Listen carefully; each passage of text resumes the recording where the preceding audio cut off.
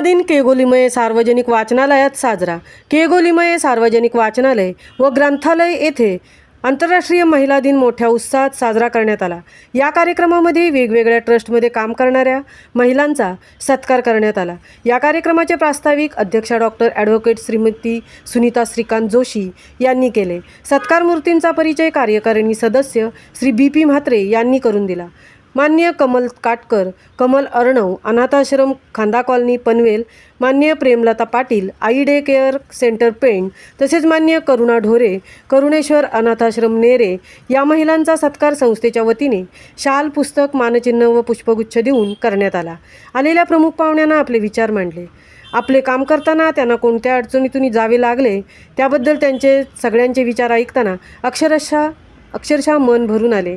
त्यांनी सांगितले की हे काम करताना आम्हाला मानसिक समाधान मिळते। तुमच्यासारख्या माणसांनी आमचा सत्कार केला की आम्हाला काम केल्याची पावतीही मिळते।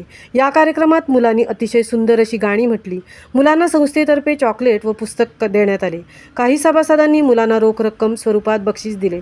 तसेच रायगड जिल्हा ग्रंथालय संघाचे अध्यक्ष श्री संजय बोनार्डे यांनी संस्थेच्या अध्यक्ष ॲडव्होकेट सुनीता जोशी यांच्या हस्ते प्रत्येक संस्थेस 1000 रुपये देणगी दिली। या कार्यक्रमाला संस्थेचे सचिव श्री काशीनाथ जाधव, सहसचिव जयश्री शेट्टे, कोषाध्यक्ष श्री प्रकाश पाटील, कार्यकारिणी सदस्य सौ हिमालिनी कुलकर्णी तसेच मोठ्या संख्येने महिला व पुरुष वर्ग उपस्थित होता।